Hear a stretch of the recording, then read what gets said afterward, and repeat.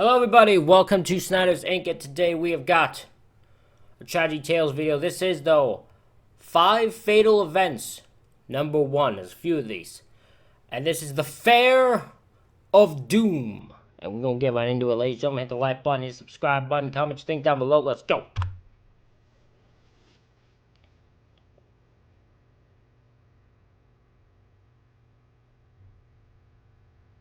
When you secure a ticket to an event, be it a front row seat at your favourite band's concert, or perhaps a premier spot at a German air show, you envision an atmosphere filled with positivity and lasting memories. The thought of anything going awry barely even crosses your mind.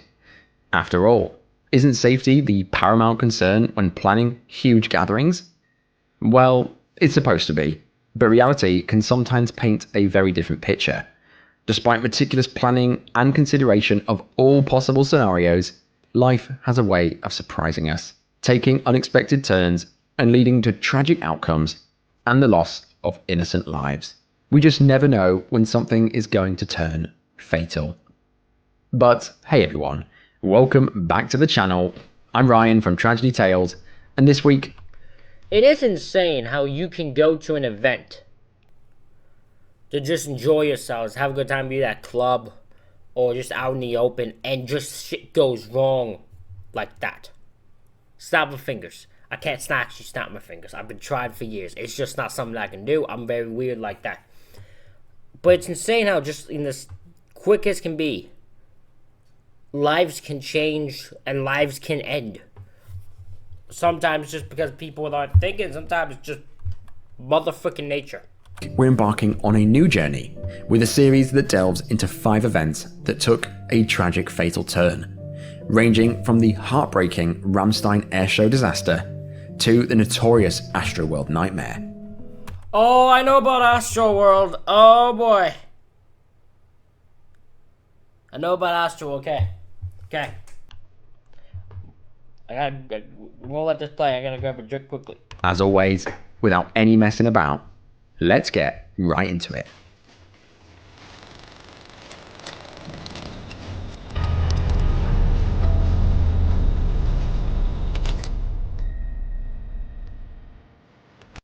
I don't know how well the mic can pick up. I was having a war with a case of Pepsi just 5 seconds ago, so... Got it, no.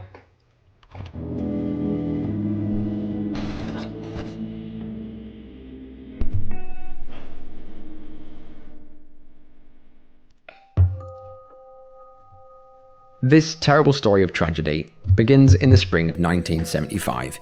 The Montjuic circuit in Barcelona, Spain, was a hive for activity. The air was filled with the roar of engines, the smell of burning rubber, and the vibrant colours of the racing cars. The main event that day was the 1975 Spanish Grand Prix, an annual race that attracted fans from all across the world. The atmosphere was electric with anticipation. The crowd was buzzing with excitement, eagerly awaiting the high-speed performance of the world's best drivers. However, there was an undercurrent of tension, to say the least. In the days leading up to the race, various members of the Grand Prix Association expressed concerns about the state of the track. They were described... Hold on, so this was the track? Hold on. So, this entire yellow line is the entire... That's a long track. That's a long track with some nasty turns. Like, that looks insane. That turn and, like, the loops you would have to take. This seems like a very long and lengthy track. ...at the least. In the days leading up to the race, various members of the Grand Prix Association expressed concerns about the state of the track. They were described as furious. They were shocked by the poor condition of the track and demanded the race be cancelled. Look, this is the 1970s, so the fact that they're even concerned about the safety of anyone at this point, I feel like the 70s are just a shit. It was like, look, they get hurt, they gotta figure it out the hard way. You learn, and we live and learn in this time frame, okay? If someone crashes, we'll learn not to make so someone crashes again. Most of the barriers were not bolted together at all, meaning if they crashed, they would go flying. Despite their worries, they were all ordered to drive because of their contracts and fear of what would happen if they didn't. That's insane. That's actually insane. That's a thing. You should not be held to... Also, two things. One, you should not be held to a contract thing, but also you should not be scared for you should not do something where your own life is feared and you fear for your life because someone says, well, you're under contract. If you say no, just say no. I would love to say that lawsuit would get very interesting. I mean, look at this footage. The drivers are expressing their concerns the morning before the race, and look at the state of the barriers. They are not even That's terrible. bolted in. Even in 1975, you'd think fast cars, strong barriers, but nope. They just didn't care. Despite various discussions about improving the safety measures, They know the risk was probably the thought back then, and they know what they're risking. They know what they put on the line. They know the risk they took. Like, come on, bro. due to these concerns, the decision was eventually made to proceed as scheduled. But even up to the countdown, final touches were being made to reinforce the barriers all across the track. There was little time to think, and the race began. The drivers soon pushing their cars to their absolute limits. As the race cars flew by, the poor condition of the track was obvious to some. Brazilian driver Emerson Fittipaldi drove only 3 laps in protest and then quit, which in hindsight was the correct decision, because 23 laps later, tragedy would strike with brutal force. How many laps do you do? How many laps were they supposed to do? I actually don't. This is a genuine question. I don't know. I wonder how many how many laps you got to do of it. As the race was in full swing, on lap 26, an unexpected failure occurred. At approximately 190 miles an hour, or around 306 kilometers an hour, German driver Rolf Sturmeland's rear wing on his Hill GH1 failed. As Rolf turned the corner, coming dangerously close to the protective barriers, his rear wing detached from the chassis. You can see a glimpse of it in this footage. It all happened in a blink of an eye. The crowd was left in utter shock as all of a sudden a scene of high-speed thrills suddenly turned into a scene of pure devastation. As the rear wing detached, it sent Rolf barreling into the barrier. His car bounced off it and straight back into the road, colliding with the barrier across the way and flying over it into the crowd. While trying to avoid Rolf as he crossed the track, another Brazilian driver, Carlos Pace, also crashed into the barriers, but he was uninjured. However, Rolf wasn't so lucky. In the crash, he suffered a broken leg, wrist, and fractured ribs. His Hill GH1 flew straight over the protective barriers, the exact ones that were in question before the race, and collided straight into the crowd. The vehicle, now travelling at 190 miles an hour, obliterated all it came into contact with, claiming the lives of 4 spectators. Astonishingly, due to poor communication, the race didn't stop for another 10 minutes, or around 4 laps. So 4 times drivers drove around as people were literally dying. The driver, Rolf, was seriously injured in the crash, but he did survive, continuing to race as normal after the incident. However, fate would catch up to him. Just 8 years later, in 1983, Rolf was competing in the Los Angeles Times Grand Prix, driving a Porsche 935. Rolf had just taken over the car in front and was in second place when, again, his rear wing broke due to a mechanical failure at exactly 190 miles an hour. After it broke off, the car became uncontrollable and slammed into a concrete wall, cartwheeled and flipped upside down, and then caught on fire. Rolf would succumb to his head injuries. This dude, it felt like was meant to die. He just was meant to die. The first time he luckily survived, and they were just like, nah, boss, you go wait. One of these days, we're gonna make sure we get you the way you were meant to die. It's like some Final Destination shit. In almost the exact same circumstances, the exact same speed that had occurred 8 years previously.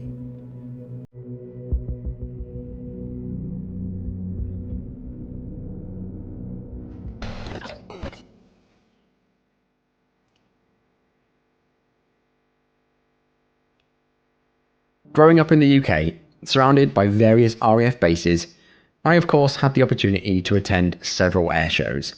These experiences, filled with the thunderous roar of the engines and awe-inspiring aerobatic stunts, remain some of my most cherished childhood memories. However, when I was sat there with my family, drinking a cup of tea and watching the planes, It never even crossed my mind that such a joyous occasion could turn into tragedy within a matter of seconds. Sadly, however, this unfortunate reality unfolded on August the 28th, 1988, on a day known as Flugtag, or Flight Day in German. That day, the weather was ideal for flying, making it a perfect day for the annual Ramstein Air Show at the Ramstein base, located in West Germany. Now, this event, which began in the 1950s, attracted thousands of Germans and Americans eager to witness the impressive array of aircrafts that they would never usually get to see, and to watch the breathtaking aerobatic performances. I've never been to an air show. I don't think they do them where I live. If they do them nearby, I've never heard about them. But the thought of going one is cool, but like scary as hell, because a plane can go awry very quickly. If it does, the people watching are fucked when you're there live. Performed by pilots from across Europe and the United States. One of the flight teams present that day was the Italian Air Force display team, Fres Ticcaroli, pictured here in their bright blue jumpsuits. That day, 300,000 spectators gathered, anticipating the highlight of the show, the Pierce the Heart formation, performed by the Italian Air Force display team. This complex maneuver involved 10 planes ascending and creating a smoke trail in the colours of the Italian flag. In the maneuver, 5 planes would veer to the right and 4 to the left, leaving 1 plane to ascend further. Now, the planes would then intersect in the middle, passing precariously close to each other, while the remaining plane would nosedive and fly straight through them, effectively piercing the heart. The pilot that was tasked with this daring feat that day was... This sounds risky already from the start. It might be something they've been able to do, but it sounds like such a risky maneuver that if one little thing goes wrong, it's a full-on collision. Was, of course, the lead pilot, Lieutenant Colonel Ivo Neutrelli, piloting Pony 10. While this trick is something that they performed over 70 times before, it required extreme coordination and perfect timing. At approximately 3:40 p.m, the 10 Aeromachi MB339As took off. At 3:44 p.m, Ivo Neutrelli, piloting Pony 10, split from the group and ascended as the other 2 groups veered off to the left and to the right. However, something would go terribly wrong that day. As Ivo climbed altitude, his aircraft reached heights that he just didn't intend to reach. This threw off the rest of the maneuver. Ivo descended to pierce the heart, and then he realized that he was going far too fast. So he activated the belly-mounted air brake. But, unfortunately, it was just too late. Ivo was unable to correct his altitude or reduce his speed, and as the planes dove towards each other, traveling at 350 miles an hour to complete the formation, Ivo came in too low and too fast. In a truly catastrophic collision, Ivo, piloting Pony 10, collided with the tail section of Pony 1. The impact caused the tail section of Pony 1 to disintegrate on impact. Holy shit. This caused Pony 1 to spiral out of control, colliding with the cockpit of Pony 2. Just 45 meters above the crowd, the 3 planes plummeted from the sky. Naldini, piloting Pony 1, attempted to pull on his eject lever, but sadly his parachute failed to deploy in time, leading to his fatal crash on the runway, all while spectators watched. His plane continued flying, colliding with the taxiway near the runway. The impact destroyed a Medivac helicopter. It's insane. So many, 2 or 3 planes just crashing and destroying each other. All because of one dude's just mistiming. Because this isn't like he was very negligent or anything like that, unless I'm about to be very wrong with that. But he just got a bit too high in altitude, and when he came down, he couldn't control it. He couldn't slow himself down, and it all just goes awry. And fatally injured its pilot, Captain Kim Strader. Pony 2, the 3rd plane involved in the disaster, suffered severe damage from the impact with Pony 1. It crashed on the left side of the runway, killing its pilot, Captain Alicio, on impact. Meanwhile, Ivo's plane, like an unstoppable bulldozer, continued on its course towards the crowd. With less than 10 seconds for the spectators to react, the plane clipped the ground just 160 feet away from the crowd, ploughing into a police car, barreling through a barbed wire fence, before colliding with the spectators. The impact instantly killed 31 people. As it collided with the floor, the plane's 300 gallons of aircraft fuel ignited, creating an explosive fireball of red-hot metal, flames, and destruction. Spectators who were enjoying the show just moments ago were now being burnt beyond recognition by liquid metal and the scorching flames. Those who were near the initial impact suffered unimaginable injuries. Ambulances arrived on the scene, and they initially faced issues getting access to the airfield. The lack of leadership and direction compounded the confusion and the tragedy. Emergency teams scoured the airfield, tending to the severely burnt and critically injured who were reeling in agony. As German doctors tended to those injured on the ground, multiple helicopters flew overhead, airlifting people to the nearest hospital. In the coming days and weeks, the death toll would rise slowly as people succumbed to their burn injuries in the hospital. By the end of the whole ordeal, the death toll stood at a horrifying 70 people dead.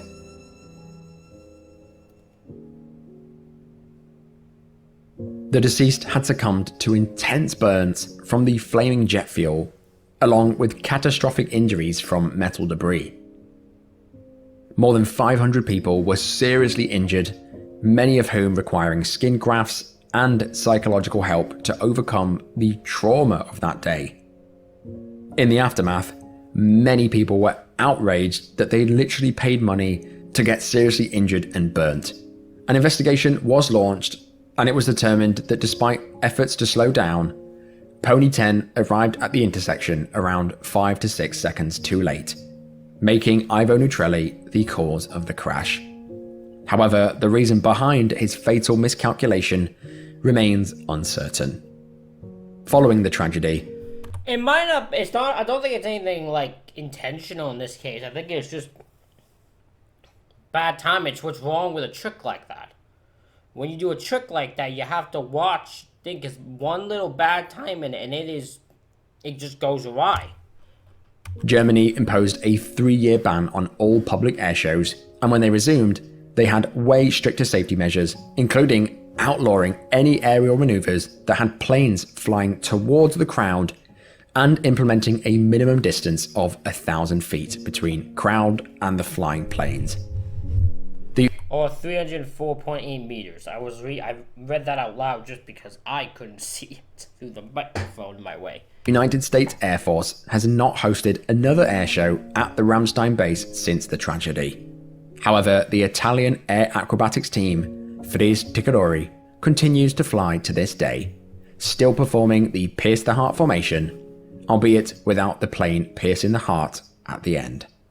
A much, much safer maneuver. How do you do it then? How do you do the pierce the heart thing then if the plane isn't... I'm curious now. Do you just make the heart? Just have it be the heart formation. Don't have it be a pierce the heart because you need someone to pierce it.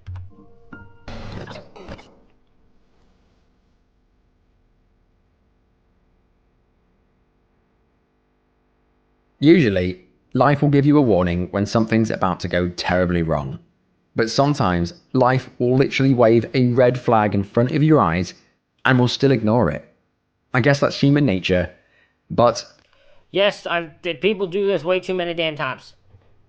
There are people I know that like it's crystal clear something's gonna go awry and they just don't listen and then it just goes awry and I'm like, I don't know what you expected. It was telling you from the beginning, a lot of people where I was, everyone could tell you this was gonna go awry. When it comes to the safety of others, it's so important to heed these warnings and cancel and postpone events to prevent tragedy. Sadly, in this case, it seems every single red flag was ignored. This entry begins in the summer of 2011, more specifically, August the 13th. That Saturday, it was the main attraction of the Indiana State Fair, a famous annual fair that spanned 18 days in July and August. Every single year, the fair was a hub of activity. The fairgrounds were filled with the sounds of laughter, the aroma of fair food, and the vibrant colours of amusement rides. However, the main event that was hosted that evening was an outdoor concert by the popular country music duo Sugarland. Fans from all across gathered together, unaware of the No idea what that band is. tragic turn that the evening would take. As the night approached, the atmosphere was electric with anticipation for the concert. However, as around 1,000 people settled into their seats, eager to watch the country duo, something was terribly wrong. In the footage captured that day, you can see with your own eyes that the weather was just ridiculous. The wind was howling and the rain had begun to trickle down. Earlier that morning, and even throughout the day, the National Weather Service issued a warning that a huge storm was approaching. They detailed winds of up to 60 to 70 miles an hour, advising people to stay inside. Messages about the forecasts were relayed to various state fair personnel via an automated text messaging system, but it seems they were ignored. Until around 8 p.m. that night, Cindy Hoy, executive director for the Indiana State Fair, held a meeting to discuss what effect the weather forecast would have on the 8:45 p.m. start. Members of the meeting were told that the forecast would arrive at 9:15 p.m., around 30 minutes after the concert was due to begin. Cindy suggested a delay until the weather had passed, but when an official took this message to Sugarland's managers, they said that they would prefer to go on with the show as scheduled and said that they only wanted to stop if weather conditions worsened. While the managers knew about the rain, at the time they didn't see the lightning, wind, and the hail that was also forecast. My thought, yeah, because, okay, this has to be a case of lack of knowledge, because the way they describe that makes it seem like a Sugarland fault. Right? Like, the way it's presented here is like, hey, they had a meet, actually, they had a meeting way too late anyways, they should have just stopped the show. So they took it to them like, hey, we were gonna wait until, and not do the concert until, the weather passes so we know it's safe, and Sugarland's like, no, we're gonna start on time, you pay us, we start on time, and if it gets a little bad, we'll just cancel it then. We'll take the risk. And then it all goes in awry. So, braving the weather, spectators donned raincoats and sat down in their seats. But, as they did, exactly as forecast, the weather just got worse and worse. At 8:45, the announcer chimed in on the tannoy to advise that a storm was approaching, but confirming that the show would still go on. However, he did give instructions on how to evacuate the building if the conditions got any worse. But, literally 1 minute after this warning was given, disaster struck. As the clock hit 8:46 p.m, a truly unexpected gust of wind blew in. It swept across the stage's temporary roof structure. Oh my god! And despite the safety measures in It literally destroyed the stage. It caused the stage to collapse on itself and on the people. Holy shit, that'd be terrifying if I was there. place, the structure succumbed to the force of the wind and collapsed into the crowd of spectators. The entire roof collapsed, falling into what they call the Sugar Pit, a section that was usually occupied by Sugarland's most biggest fans. The damage was catastrophic. By the end of the day, 5 people had died from their injuries, and sadly, 3 more people succumbed to their injuries in the hospital. A truly tragic outcome. In the wake of the tragedy, there was a public outcry for better safety measures at public events. Many questioned the leadership's decision to not postpone or delay the event that led to the deaths of 7 innocent people. The Indiana State Fair hired an engineering firm to lead the technical investigation as to why the stage collapsed. It was revealed that the stage's temporary roof structure was not strong enough to withstand the gusts that night. But the main cause was the fact multiple components within the lateral load resisting system were found to be insufficient. This led to significant changes within the industry, including mandatory stage inspections and improved emergency plans. Several lawsuits were filed after the event. This is one that shouldn't have needed to happen. This shouldn't have needed to happen for stuff to be fixed and for like stage inspections and that. It shouldn't have had to come to this for that to happen. So that's what makes that suck. It just shouldn't have come to that point. And in 2014, the largest lawsuit representing multiple plaintiffs and multiple defendants, was settled for $50 million in damages. In that lawsuit, the state of Indiana settled for paying $11 million, and the other defendants, including Live Nation and Sugarland, settled to pay the remaining balance of $39 million. While today the Indiana State Fair continues to be a staple event, safety is far more of a concern now. Serving as a solemn reminder of the tragedy, a small plaque under the racetrack grandstand was constructed, displaying the names of the 7 victims, forever remembered and never forgotten.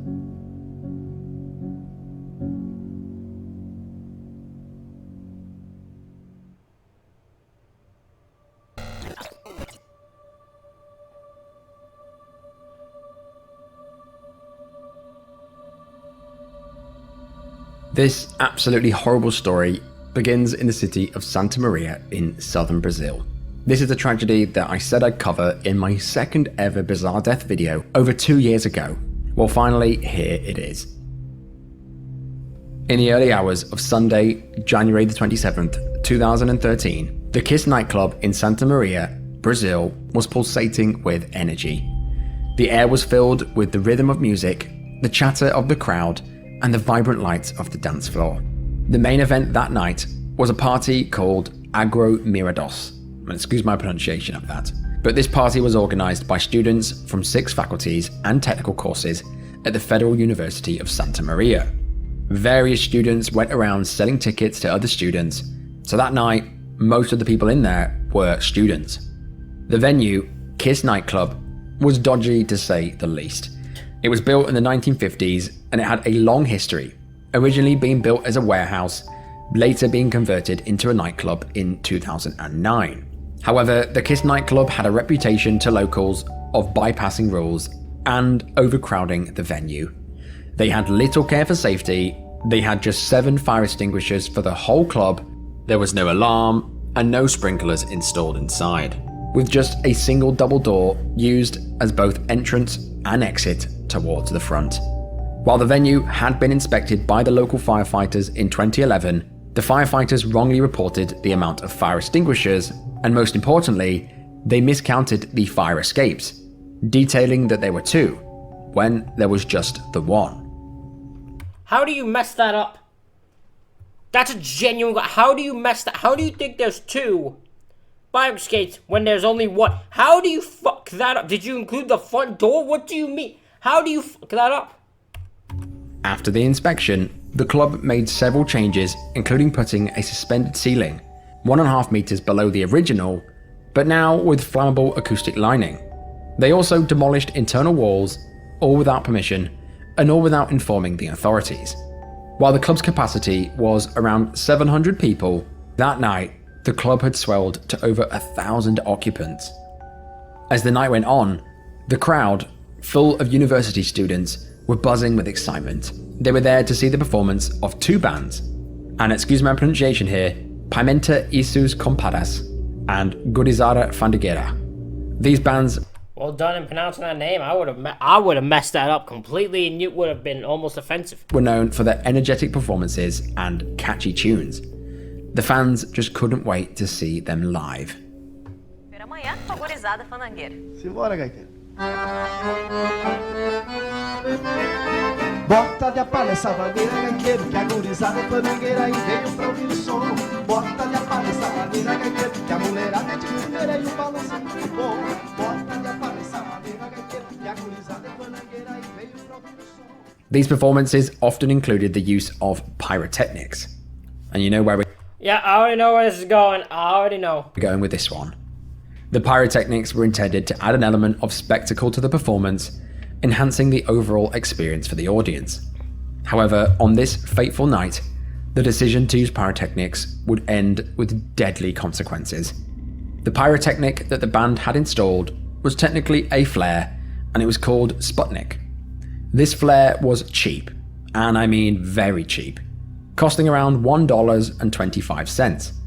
The sparks it produced were capable of reaching 4 meters in length, and on the packaging, it was clearly labelled by the Brazilian Association of Pyrotechnics as not suitable for closed environments. It was an outdoors firework. They knew this, but they installed it and set it off anyway. At approximately 2:30 a.m., Gurizada took the stage. The crowd cheered in anticipation while the band began their performance. All as planned, as part of their act, they ignited the pyrotechnic device, and the sparks from the device quickly reached the acoustic foam in the ceiling. Instantly, the foam caught fire. The flames then quickly spread, faster and faster, quicker than any of them could have ever imagined, and within seconds, the room was filled with smoke and panic. As the entire club became engulfed in fire, the acoustic foam on the ceiling began to drip down, showering guests in hot liquid plastic. As the foam burned, it produced large amounts of deadly toxic gases, and with no way for it to escape, the people inside began to suffocate. Realizing that there was no air, the crowd began to surge and scramble towards what they thought were the club's exits. Underestimating the magnitude of the disaster, some people, including security guards, blocked the door, thinking that people were trying to flee their bar tab. In the chaos, What a bunch of idiots. The more this goes on, the security an idiot. You have people running for their life, scared for their life, and you're blocking the doorway from them. Bro, get a fucking grip of your surroundings, would ya? and the smoke, many clubgoers mistook doors leading for the toilets for the exit. But once they got in there and realized that they were in the toilets, there was no escape. A horde of people now stood between them and salvation. With no way to escape the smoke, firefighters later found dozens upon dozens of dead bodies in the bathrooms.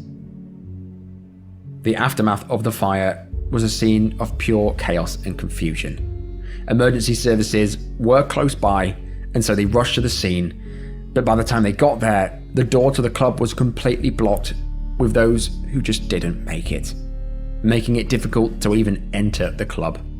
As firefighters waded over the dead, they entered into the club and worked tirelessly to rescue those trapped. Getting inside was so restricted that rescuers and volunteers used axes and other weapons and objects to chop exterior walls to reach those trapped in the bathroom.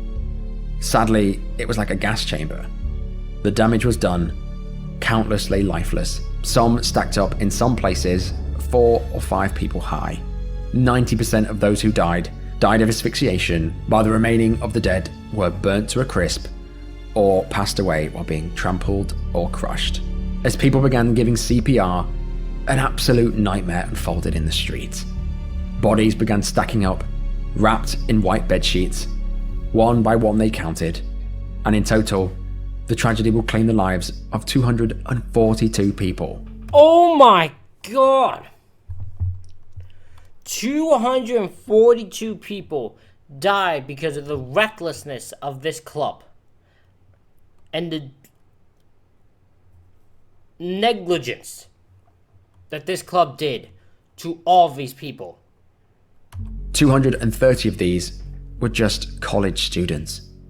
This left 168 people with very serious injuries in the hospital. As the sun rose on that Sunday morning, families of the dead waited anxiously by the hospital to identify the hundreds dead.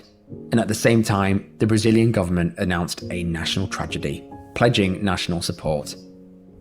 We begin with a heartbreaking tragedy in Brazil. At least 233 people died in an early morning fire at a crowded nightclub in the southern city of Santa Maria. While this incident did lead to significant changes in the industry, including mandatory stage inspections and improved emergency plans, these changes will never bring back the people who are... Another one where this shouldn't have needed to happen. It shouldn't have happened. There shouldn't have been a need for this to happen. Lost. They will never rebuild the families that were shattered. The only person to die during the fire that was in the band was Danny Ojax. He died when he fell behind his bandmates as they escaped from the burning club. In April of 2013, an investigation was started, and at first, the band members said that they did not install a flare, but instead the fire was caused by an electrical short circuit. So they were trying to bury... Yeah, of course they're gonna try to make it seem like they did nothing to do with it. Of course they are. They're not gonna be like, yeah, it was us. Yeah, we tried to do something really cool and fucked up on us, so it's our fault. They're not gonna do that. What they had done. This was, of course, later disproved, and in the end, the 2 nightclub owners and 2 band members were accused of negligent homicide. This court case would go on for years, until December of 2021, when the 2 band members and the 2 owners of the club were found guilty of murder and attempted murder. They all received sentences ranging between 18 and 22 years in jail. Justice was served. However, in a brutal twist in the tale, in August of 2022, a court consisting of 3 judges in the state of Rio ruled 2-1 to overturn their convictions, saying that there had been irregularities in the trial's jury selection, and so the owners and the band members were set free. In 2023, the Kiss nightclub Wouldn't you just redo the case instead of just being like, there's some inconsistencies, jerked. Okay, so we don't even trial them again. We're just there, never mind, they're innocent now. still stands ominously in Santa Maria, the scars of the fire still visible. The outside has been plastered each year with murals and photos of the dead, a poignant reminder to locals of what tragedy occurred there, ensuring that it will never be forgotten.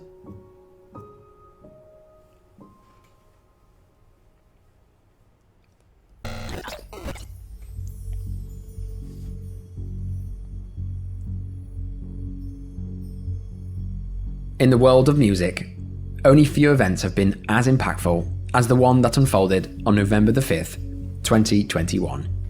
But before we can get into that tragic day, we need to roll the clocks back to August the 3rd, 2018. On this seemingly ordinary day, Travis Scott, a distinguished R&B artist, launched his eagerly awaited 3rd studio album. This album was more than just a collection of songs.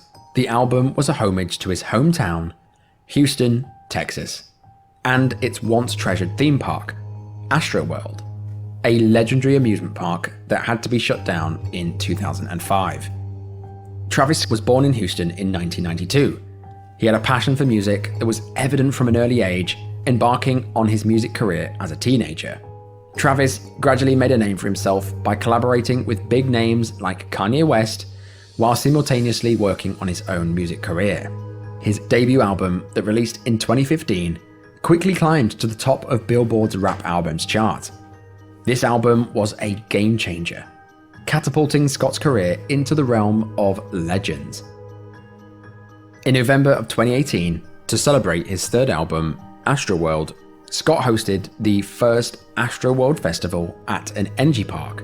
This one-day rap festival was located directly across from where the old Astroworld theme park used to stand. The festival aimed to bring the biggest names in rap on stage in front of as many fans as humanly possible. I know this entire story. I know what happened. I know what he did. I know how he so badly fucked up. Me and my friend Chris was just talking about this. So yeah, this is an insane situation. The event that year was, of course, a huge success, and the Astroworld concert was hailed as Houston's most significant music event of the year. It was so popular, in fact, that Travis decided to make it an annual event. So, the following year, in 2019, the hype for that year's Astroworld was immense. This event turned out to be an even bigger success than the previous year, with tickets selling out before the lineup was even announced. While the concert was chaotic, and the police were called on occasion, no tragic incidents occurred. However, in 2020, due to COVID, the Astroworld concert was cancelled.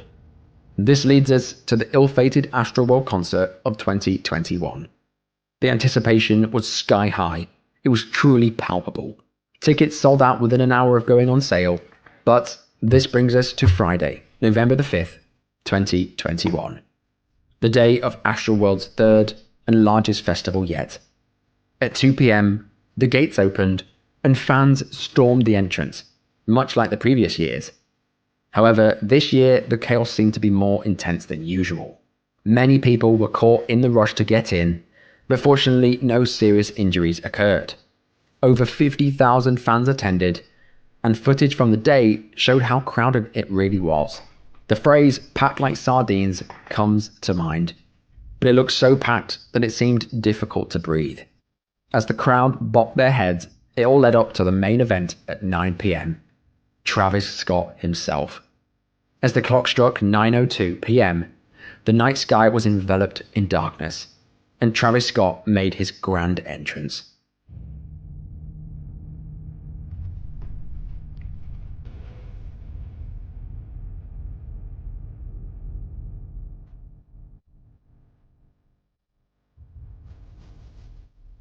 By 9:22 p.m., I'm gonna be honest, that was a cool entrance.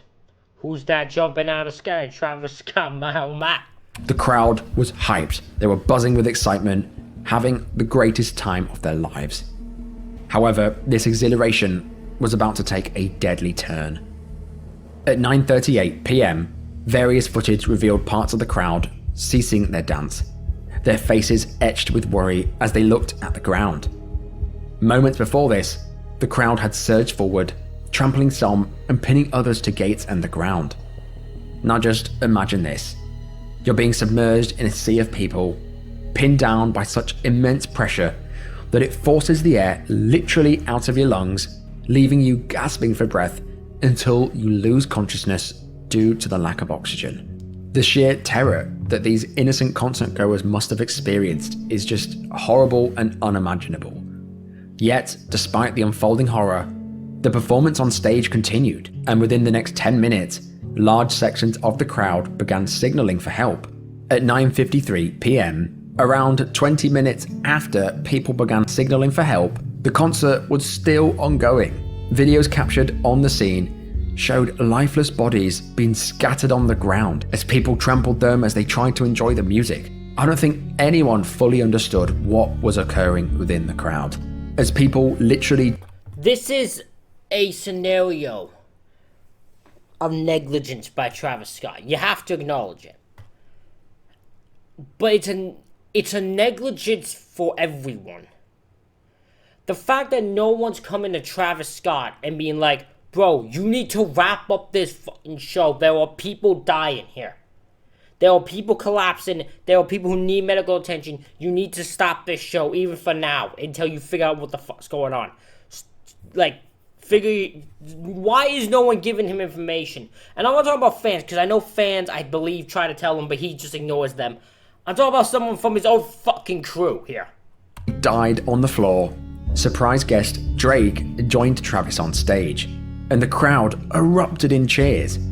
For several minutes they both performed, oblivious to the tragedy that was already unfolding within the crowd.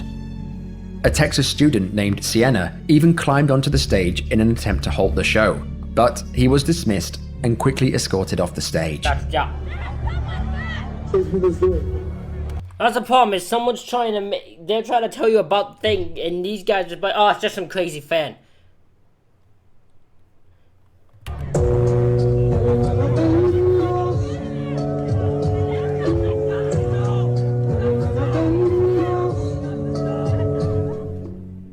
At one point, the crowd even chanted, "Stop the show," but their pleas fell on deaf ears.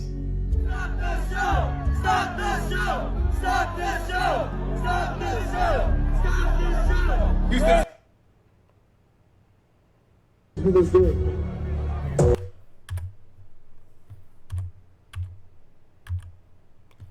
You have to wonder, right, at this point, is he just blind?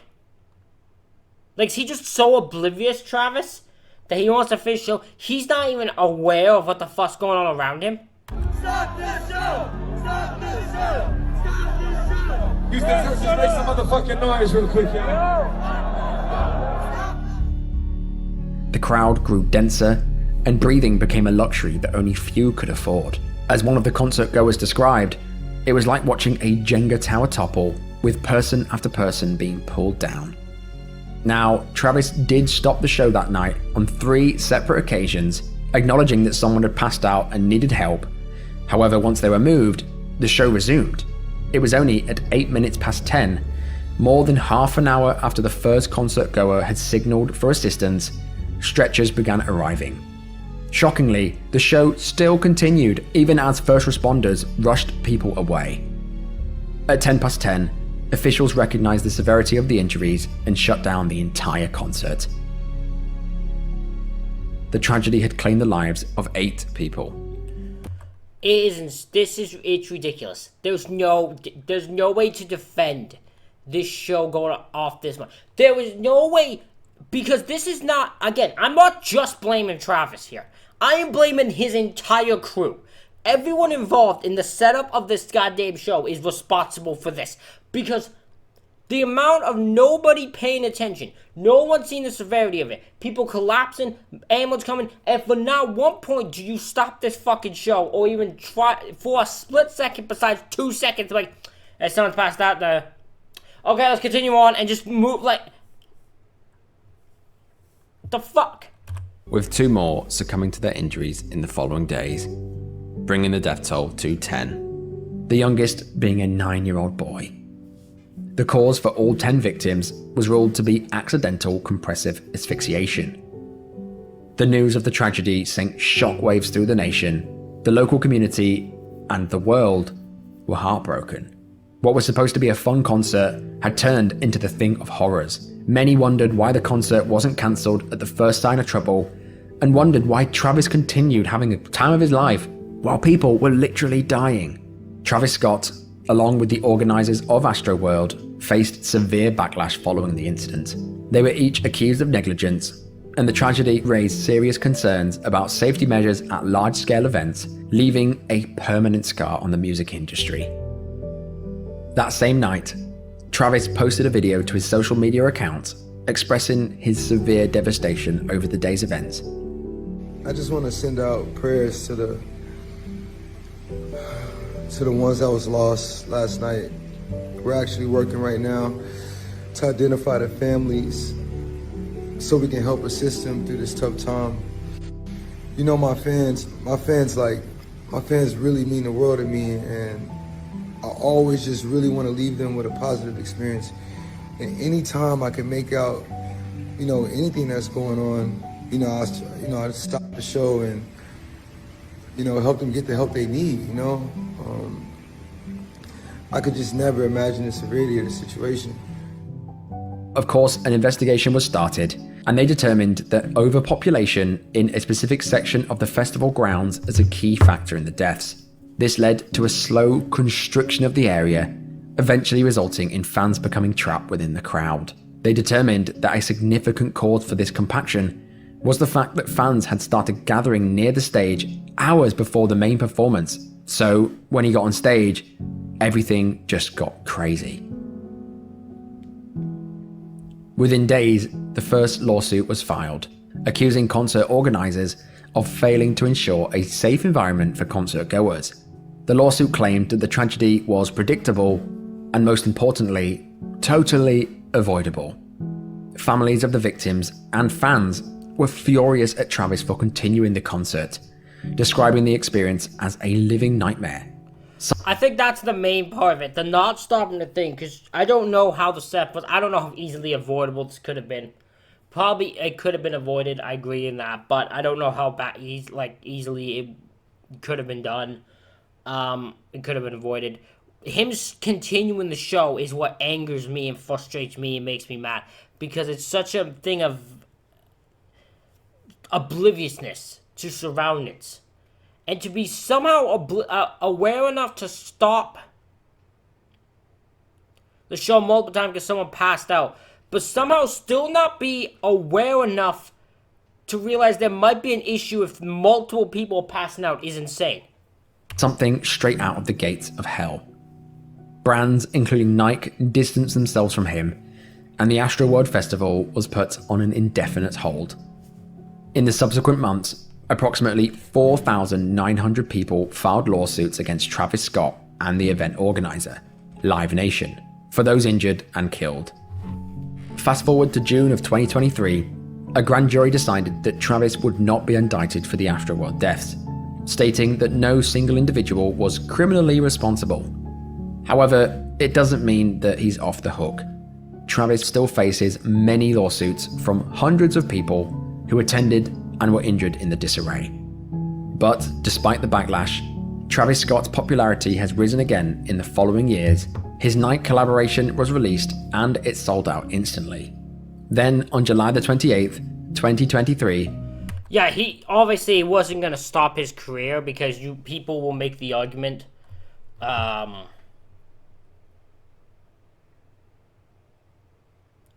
people will make the argument that he wasn't aware it could have been... Fans of his will justify it, right? It's not so unforgivable that it can't be argued. Although, then again, there are people who are fucking... I think Diddy is being, like, defended. So, I never understand that. I don't know how people do it. So, yeah, it's very bizarre. Very crazy. Travis released his first album since the tragedy, named Utopia. A couple of months later, in November of 2023, Travis conducted his first interview since the tragedy. In this interview, he said that he was still overly devastated by this whole ordeal and remains haunted by the loss of lives. In this interview, he also revealed that one of the tracks on his new album, Utopia, called My Eyes, directly I replay them nights, and right by my side, all I see is a sea of people that ride with me. If they knew what Scotty would do to jump off the stage to save him a child.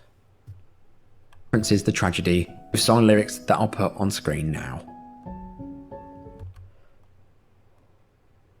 I don't know if this fits the issue. No, I don't think it does. The Astroworld tragedy serves as a poignant reminder of the importance of safety measures at large-scale events. It underscores the need for effective communication, adequate staffing, and crowd control strategies to prevent such incidents from occurring in the future. The music industry and artists alike have a shared responsibility to ensure that concerts remain a safe space for enjoyment, not a place where lives are lost. The echoes of Astroworld will continue to reverberate for years to come, reminding us of the lessons learned and the lives cut tragically short.